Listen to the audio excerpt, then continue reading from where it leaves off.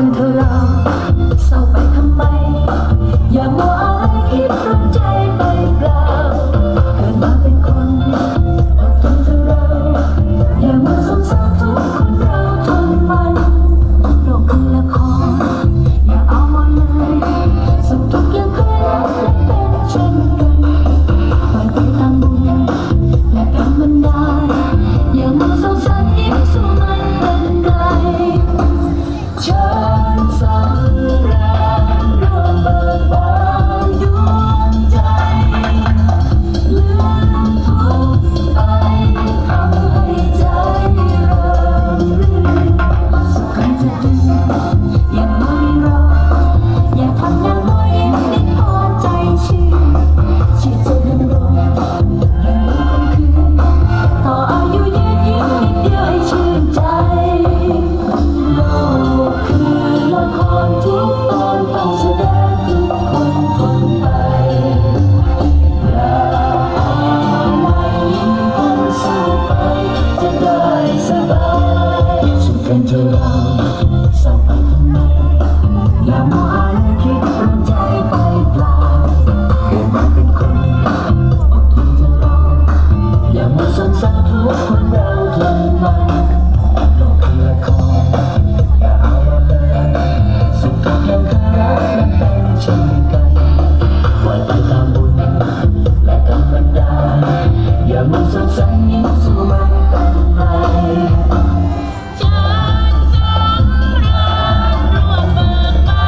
นดวงใจลืมทุกข์ไปทำให้ใจเริงรื่